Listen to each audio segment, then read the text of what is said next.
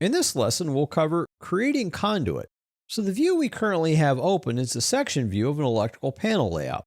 We have electrical panels displayed, and from some of those panels, we have conduit routed panel to panel. So how do we go about creating conduit? Well, let's first verify our settings for conduit. To do that, let's go to the Systems tab, and in the electrical panel area, click the arrow drop down to the right. That will display our electrical settings. Here, you can click Conduit and set the various variables for our conduit settings. You can also change and edit the sizes of conduit based on the standard that you'll actually use. Just click Cancel on the electrical settings window.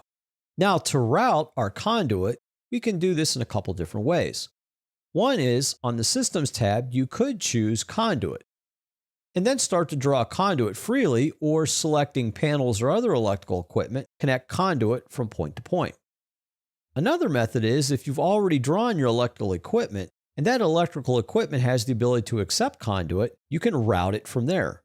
For example, let's click the panel box on the left. Once you do, you'll see drag handles appear. The drag handle that's circular in shape is actually one that controls conduit. If you right-click on that symbol, you'll have an option in the menu for Draw Conduit from Face. Go ahead and select that. Once you do, Revit will ask you, how do you want to align the conduit entering in this panel box? The crosshairs indicate the circular cutout where the conduit would connect or enter the box. You can move that if you want, or just click the green check mark to finish the connecting, accepting the defaults. Now, once you do that, you see you actually can start to drag the conduit out and start to click to draw the actual route of the conduit. Here, I'm just simply going to click and then click again, and then move directly up to the bottom of the panel box above, and then I'll select the surface of the bottom of the panel box. And from here, once again, Revit will ask me, how do I want to connect or bring in the conduit into this panel box? Again, the crosshairs indicating where that conduit will enter the box. I can move it or simply click the green check mark to accept it. This will then route the actual conduit, creating all of the components within the conduit based upon our settings set within the properties of this conduit. Now, one thing that you can do is, if you don't want to include slope, especially if you're going vertical, you can actually uncheck mark or check mark the ignore slope to connect.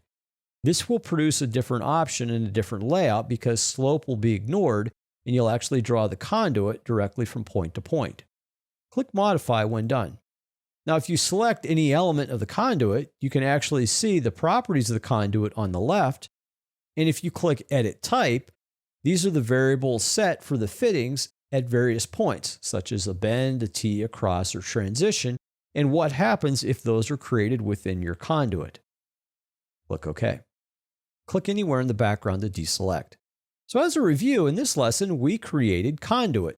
We looked at first our conduit settings and how to change or modify those settings.